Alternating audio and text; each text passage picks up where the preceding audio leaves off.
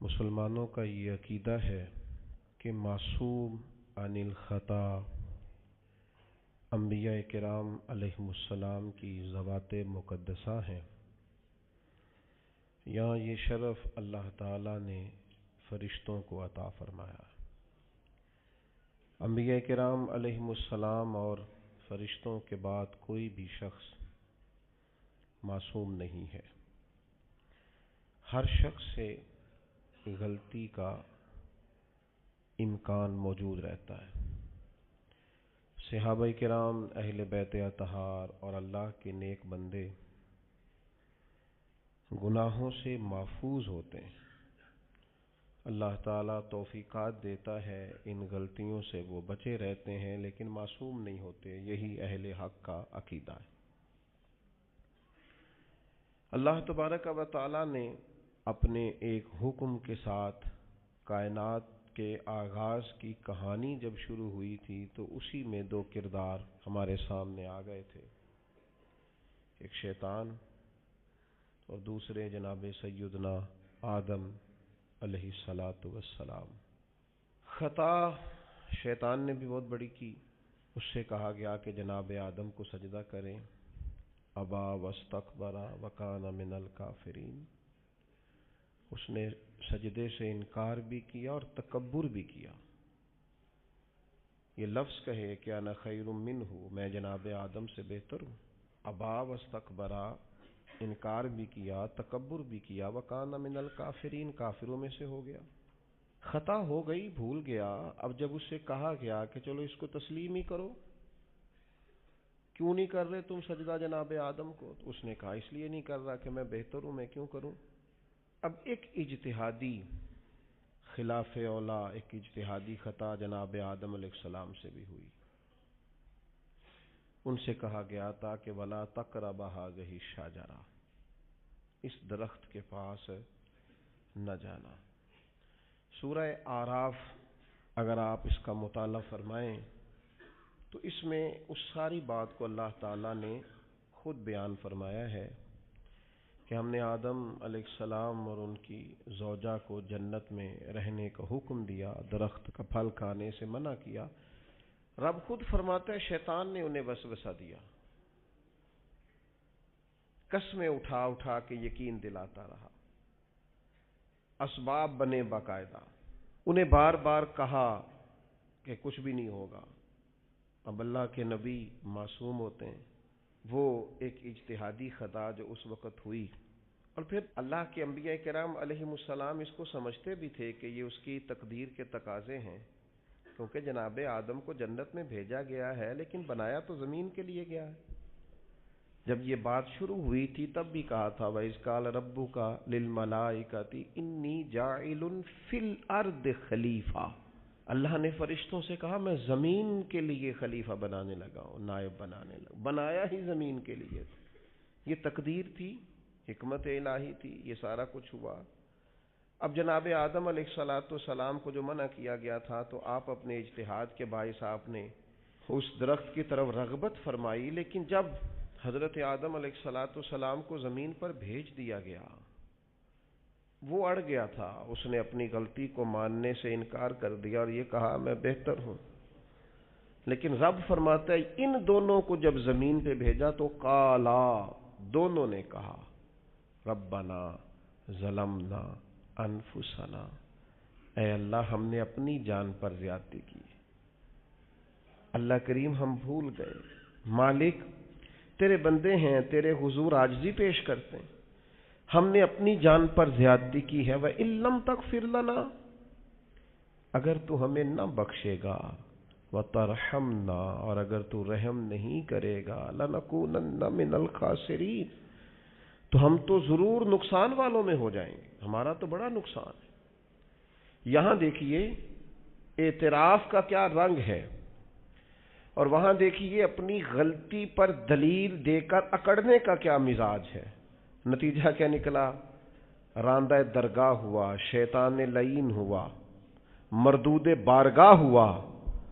اور یہاں یہ انعام ملا کہ اللہ تعالیٰ نے جناب آدم کو تمام انسانیت کا باپ بنا دیا. اس انسانیت میں نبی، رسول، ولی، غوث، کتب، ابدال سب شامل ہیں، انسانیت کا باب بنا۔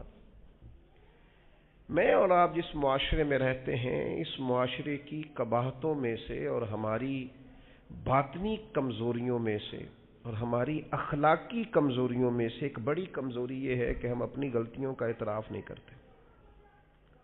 عادت سی بن گئی ہے دوسروں پہ ڈال کے اپنے آپ کو مطمئن کرنے کی، طبیعت سی بن گئی ہے یہ کہہ کر اپنی جان چھڑا لینے کی کہ یہ تو فلاں کی وجہ سے ہوا تھا۔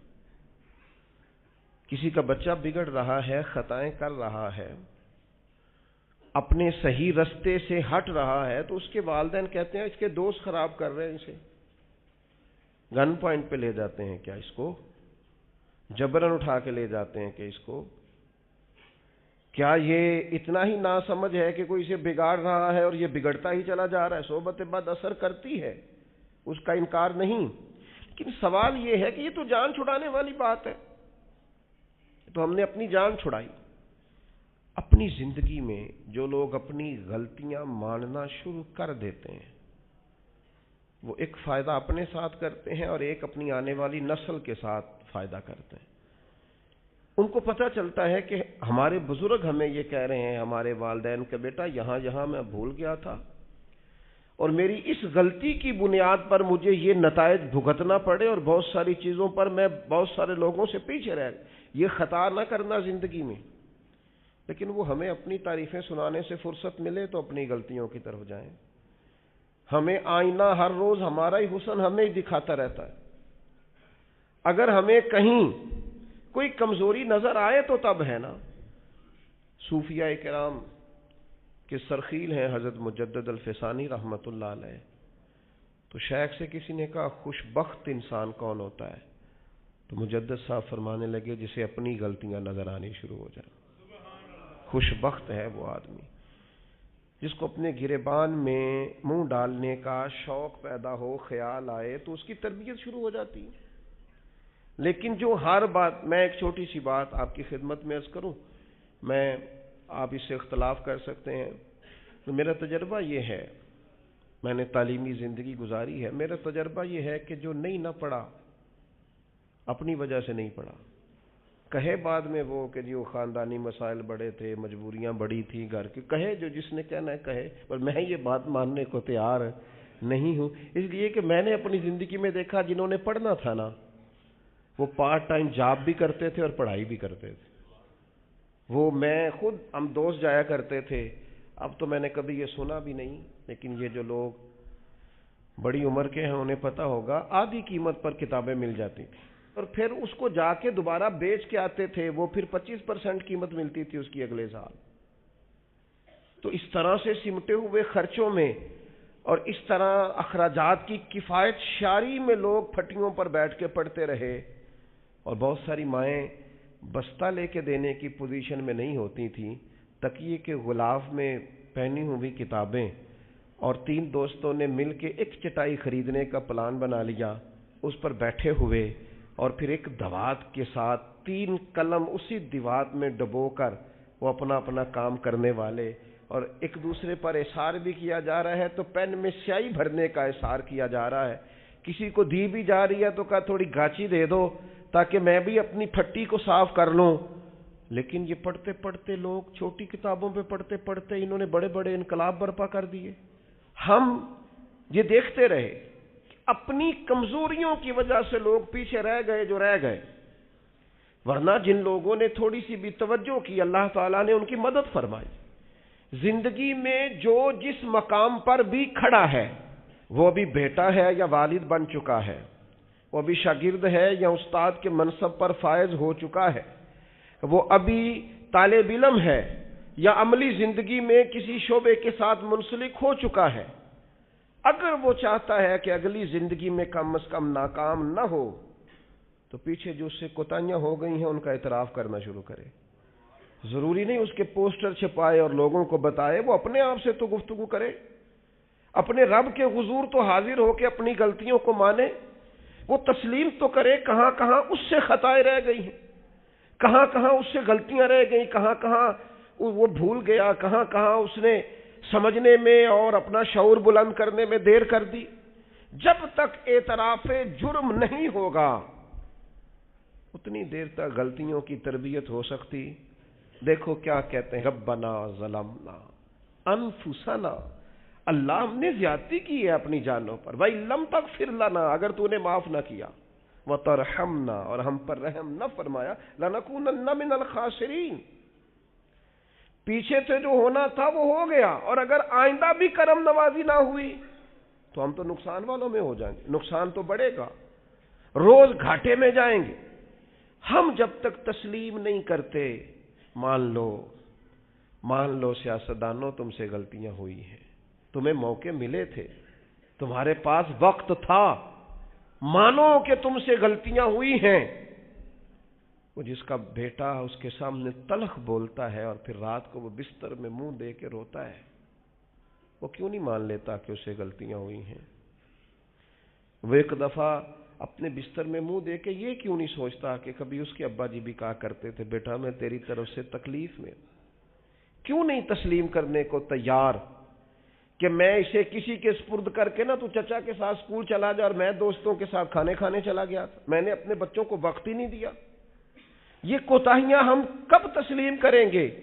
چھوٹا آدمی ہوں اور کمزور ہوں، کوئی ایسی بات نہیں کرنا چاہتا، لیکن میرا دل کرتا ہے ادب سے عرض کروں کہ دین کے دعوے کرنے والوں تم سے غلطیاں ہوئی ہیں، منبر و محراب کے وارثوں تم سے کوتاہیاں ہوئی ہیں، مسند ارشاد پر بیٹھ کر پیری مریدی اور اچھے اسباق پڑھانے والوں تم سے خطائیں ہو گئی ہیں۔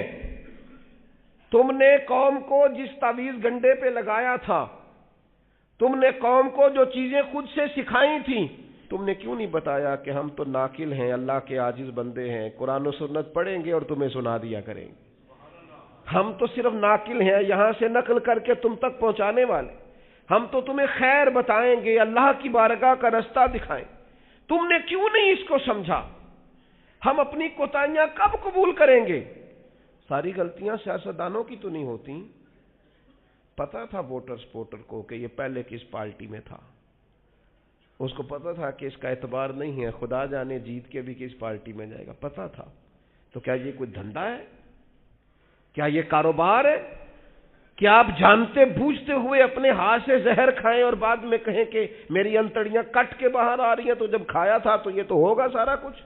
ہمارے کچھ دوست ہیں محبت کے ساتھ رمضان میں کچھ اپنی بساط کے مطابق جو ہمیں نظر آتا ہے کہ یہ ہمارے جاننے والوں میں کوئی غریب آدمی ہے تو بڑی معمولی سی چھوٹی سی خدمت ہم کرنے کی کوشش کرتے ہیں۔ تو میں یہ ایک دو دن پہلے عصر کی نماز کے لیے سیڑھیاں چڑھ رہا تھا مسجد کی، تو ایک بوڑھے نے مجھے آواز دے کے کہا حضرت جی السلام علیکم، اور پھر غریب آدمی تو وہ بات بھی کرتا ہے تو اس کے لفظ بھی کانپتے ہیں۔ میں نے کہا جی آپ کیا کوئی پریشانی ہے؟ کہنے لگے وہ جیڑا رمضان چ راشن لبدا ہے پہلے نہیں لب سکتا۔ تو میں ان کا بازو تھام کے ان کو کونے پہ لے گیا، میں نے کہا پریشان ہیں؟ ان کے آنسو بے اختیار ٹپ کے کہنے لگے منڈے دی کل 40,000 تنخواہ ہے تے 34,000 گیس دا بل آ گیا۔ اب یہ ہے کہ اس کو مینج کرنا۔ اقبال نے کہا تھا تو خالق و مالک ہے مگر تیرے جہاں میں، اللہ کی بارگاہ میں کہا تھا مالک تو قادر و عادل ہے مگر تیرے جہاں میں ہے تلخ بہت بندہ مزدور کے اوقات۔ اللہ تیری حکمتیں ہیں تو ہی بہتر جانتا ہے، ضرور کوئی حکمت ہوگی لیکن بعض لوگ تکلیف میں آ رہے، کیسے مینج کریں؟ کیوں نہیں اپنی غلطیاں مانتے؟ ہم نے غلط لوگوں کو سپورٹیں کی ہیں، ہم نے بس یہ دیکھا ہے کہ وہ میرے گھر آیا ہے، مجھے بھی چودھری مانتا ہے چھوٹا سا، لہذا پیچھے لگ گئے۔ کون اشک شوئی کرے؟ اور پھر یہ تو میں نے ایک مثال دی ہے نا، یہ جانے کس کس کے ساتھ یہ معاملہ ہے اور کس کس انداز میں یہ معاملہ ہے۔ میرے عزیز، اعتراف جرم، اپنی غلطی کا احساس، یہ نعمت اگر ہمیں میسر آئے، کسی بھی سیاسی جماعت کا کوئی آدمی بھی ٹی وی پر آتا ہے اور وہ جب انٹرویوز دینے شروع کرتے ہیں تو کیا ہر پارٹی کا سربراہ معاذ اللہ معصوم ہے؟ ان سے غلطیاں نہیں ہوتی؟ کیوں نہیں آپ اعتراف کرتے کہ یہاں ہمارا لیڈر بھی بھولتا ہے، خطا کرتا ہے؟ کیوں آپ اخلاقی جرت کا مظاہرہ نہیں کرتے؟ آپ اس طرح دفاع کرتے ہیں کہ جیسے اس میں کوئی کمی ہے ہی نہیں۔ ہمارے اسلاف فرمایا کرتے تھے خدا بننے کا شوق نہ پیدا کرو، انسان رہو۔ رب نے تمہیں انسان بنایا، وہ تمہیں انسان دیکھنا ہی پسند فرماتا ہے۔ یہ کیا تم نے دعوے شروع کر دیے؟ غلطی کوئی نہیں ہوتی، یہ کیسے ہو سکتا ہے وہ غلط فیصلہ کرے؟ آپ مانیں، بندے کی توبہ اللہ کب قبول کرتا ہے؟ مشکات میں حدیث ہے سیدہ عائشہ صدیقہ سے، حضور فرماتے ہیں ان العبد اذا اعترف، یہ لفظ ہے سرکار کے، اس پر غور کیجیے۔ فرمایا بے شک جب بندہ اعتراف جرم کرتا ہے رب کی بارگاہ میں بیٹھ کے، وہ مان جاتا ہے یا اللہ یہ مجھ سے بھول ہو گئی، میں نفس کے ہاتھوں مجبور ہو گیا، یہ مجھ سے غلطی ہو گئی، شیطان نے ان العبد اذا اعترف، بے شک جب وہ رب کی بارگاہ میں اعتراف جرم کرے ثم تاب، پھر توبہ کرے تو تاب اللہ علیہ، اللہ فوراً اس کی توبہ کو قبول فرما لیتا ہے۔ لیکن وہ اعتراف جرم ہی نہ کرے، وہ اپنی خطائیں ہی تلاش نہ کرے، وہ کسی جگہ ماننے کو تیار نہ ہو۔ اعتراف کرنا یہ اعلیٰ درجے کے لوگوں کا کام ہوتا ہے، مان جانا یہ بلندی اخلاق والے لوگوں۔ ہم سے کوتاہیاں ہو گئیں، میں آپ کی خدمت میں ادب سے عرض کروں گا، زندگی میں بہت ساری چیزوں سے پرہیز بڑا ہی ضروری ہے، اس لیے اپنی ذات کے طواف سے پرہیز بھی بڑا ہی ضروری ہے۔ اپنی ذات میں الجھ کے زندگی نہیں گزارنی، میں سمجھدار ہوں، میں بڑا سمارٹ ہوں، اور دیکھو میری تدبیر سے میرا نظام بڑا اچھا چل رہا ہے، میری حکمتیں بڑی کامیاب جا رہی ہیں، دیکھو میں نے جو سوچا تھا اس کے مطابق منصوبہ بندی ٹھیک ہے، میں کئی لوگوں پر سبقت لے جا چکا ہوں، میں آگے بڑھ چکا ہوں۔ یہ ذات کا طواف ہے۔ اپنی ذات کے طواف سے نیچے اتر کر سوچ لیں اور دو چیزیں اپنے ذہن میں بٹھا لیں، طے کر لیں، زندگی روحانیت کی طرف بڑھنے لگی۔ ایک یہ چیز اپنی ذہن میں بٹھا لیں کہ میرے اندر زندگی میں جو کمیاں کمزوریاں رہ گئیں وہ میری وجہ سے ہیں، اور اگر کوئی خیر ملی ہے تو وہ محض اللہ کے فضل کی وجہ سے، میری طاقت کے سبب کچھ نہیں ہے، محض فضل الہی۔ یہ دو چیزیں جب بندے میں پیدا ہوتی ہیں تو اس کی روحانیت مضبوط ہوتی، ورنہ تو اپنی ذات کے چنگل سے لوگ آزاد ہی نہیں ہوتے۔ اعتراف، حضرت ماعز بن مالک رضی اللہ تعالیٰ عنہ نے آ کے عرض کی حضور بہت بڑا جرم ہو گیا ہے، نبی کریم نے توجہ ہی نہیں کی، پھر عرض کی حضور بھول گیا تھا، سرکار نے رخ پھیر لیا، پھر عرض کی حضور بھول گیا تھا، کریم فرمانے لگے کیسی ذہنی الجھاؤ کی بات کرتا ہے، پھر فرمایا دیکھو محسوس کرو ہوش میں تو ہے، عرض کی حضور مہربانی کرتے، یہ جو احساس ندامت ہے سونے نہیں دیتا، کرم نوازی کریں۔ یعنی ایک شخصیت حاضر بارگاہ ہوئی ہے، عرض کی حضور جرم ہو گیا بہت بڑا، سرکار نے توجہ ہٹائی، پھر عرض کی حضور بھول گیا تھا، خطا ہو گئی، پھر توجہ ہٹائی، عرض کی حضور اگر میرے لیے طہارت کا سامان نہ کیا گیا تو میں بہت بڑے نقصان میں چلا جاؤں گا، کرم نوازی کر دی جائے۔ فرمایا دیکھو لوگوں ہوش میں تو ہے، یا رسول اللہ بالکل ہوش میں۔ نبی کریم علیہ الصلوۃ والسلام نے فرمایا لے جاؤ سنسار کرو، پتھر مارے گئے، سنسار کیا گیا،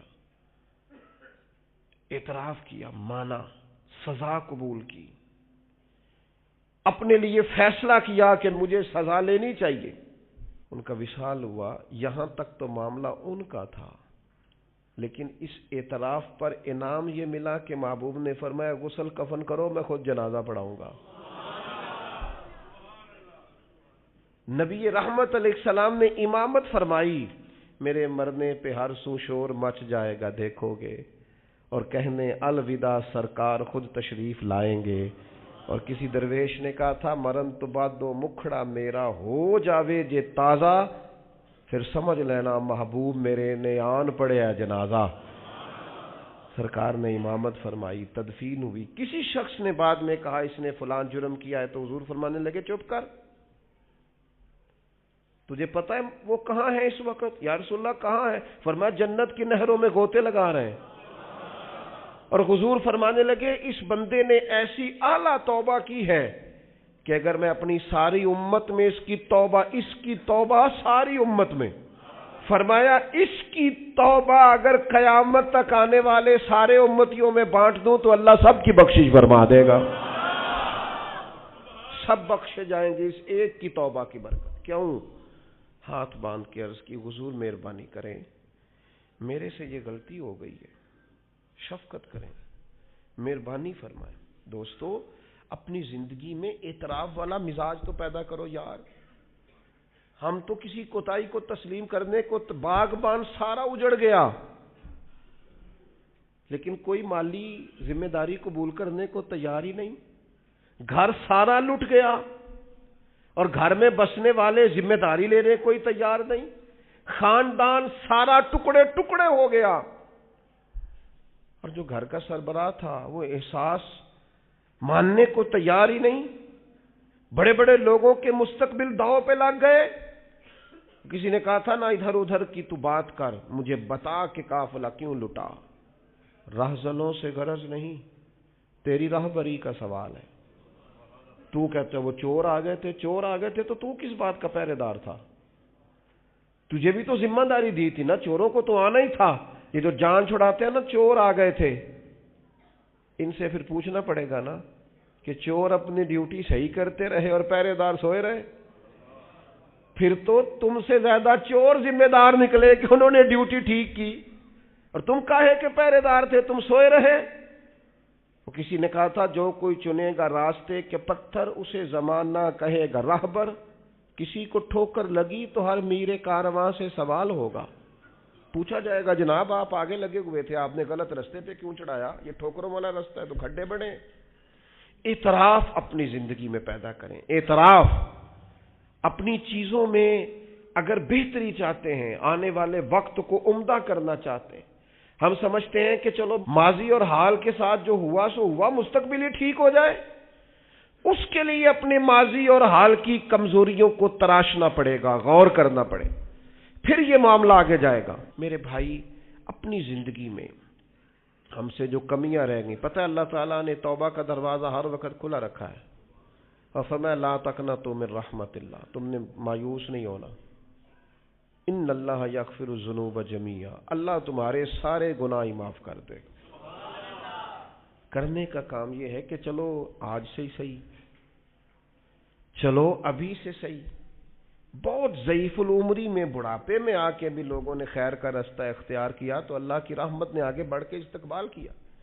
چلیں کسی وقت بھی، کیا کہتے ہیں، صبح کا بھولا شام کو گھر آ جائے تو بھولا، چلو گھر تو پہنچ گیا ہے نا، اپنے گھر آ گیا، اب کہاں بھولا ہے؟ تو اپنی کوتاہیاں، اپنی غلطیاں، برے بندے نو لبن ٹریا جگ تے ملیا نہ کوئی، اپنے اندر چاتی پائی تے میں تھوں برا نہ کوئی۔ اپنی کمزوریاں تلاش کریں، ان کے لیے اپنے آپ کو کٹہرے میں کھڑا کریں، اپنے آپ سے سوال جواب کریں، اپنے ساتھ گفتگو کریں۔ میں نے اپنی زندگی میں کچھ ایسے لوگوں کو دیکھا، کچھ ایسی شخصیات سے میرا پالا پڑا، وہ بڑے لوگ تھے، عظیم لوگ تھے، لیکن ان کے پاس بیٹھ کر اندازہ ہوا کہ وہ جو ہیں نا وہ اپنے آپ کو نہیں سمجھتے، وہ جو ہیں وہ نہیں۔ حضرت شیخ سعدی رحمۃ اللہ نے لکھا ہے کہ ایک بزرگ خانہ کعبہ میں حج کے موقع پر گئے ہوئے تھے، تو کہتے ہیں خیمے میں سویا تھا تو کسی کے تڑپ کے رونے کی آواز آئی، یا اللہ مہربانی کرنا قیامت میں رسوا نہ کرنا۔ تو کہتے ہیں میں تو تسلی دینے کے لیے اٹھ کے باہر گیا کہ پتہ کروں کون ہے، اور جب میری جا کے ملاقات ہوئی تو میرے پیروں تلے زمین نکل گئی، یہ تو بغداد کے عبد القادر جیلانی ہے۔ آپ کسی بھی شخص کو پڑھ لیں گے، جو آج کل دعوے ہیں نا لوگوں کے، میں یوں کر دیتا ہوں تو میں، یہ ہمارے بزرگوں کے یہ دعوے، وہ جہاں بھی ملیں گے رب کے عاجز بندے ہی ملیں گے، وہ جہاں بھی میسر آئیں گے وہ اللہ کے عاجز بندے ہو کے ہی میسر آئیں گے۔ احساس ان کے دلوں سے اپنی کمزوریوں کا کبھی گیا؟ ہمارے اندر یہ احساس نہیں ہے، بڑھوتری کا احساس۔ لوگوں سے ملاقاتیں ہم کرتے ہیں تو ہم یہ تھوڑی چاہتے ہیں کہ ہم ان سے کچھ حاصل کریں، ہم تو بڑی ساری جگہوں پہ اپنا آپ دکھانے بتانے کے لیے پہنچتے ہیں۔ اپنی زندگی میں اپنی غلطیوں کو ڈھونڈیں، اور پھر یہ کہ صحت اگر ٹھیک نہ ہو، صحت اگر ٹھیک نہ ہو تو کھانے پینے کا کوئی مزہ نہیں ہوتا، اور اگر گناہوں والی بیماری انسان کو لگی ہوئی ہو نا تو نہ مزہ شب برات کا، نہ رمضان کا، نہ تلاوت کا، نہ صدقات کا۔ تھوڑا سا توبہ کا رنگ غالب آئے نا، پہلے اس کی شخصیت احساس ندامت والی ہو نا۔ حضور سے پوچھا گیا توبہ کیا ہے؟ فرمایا شرمندگی اور ندامت کا نام ہی توبہ ہے۔ تیرے اندر ندامت پیدا ہو گئی، احساس ہو گیا کہ یہاں میری غلطی ہیں، تو یہی توبہ ہے۔ تو اس کے لیے تیاری کریں۔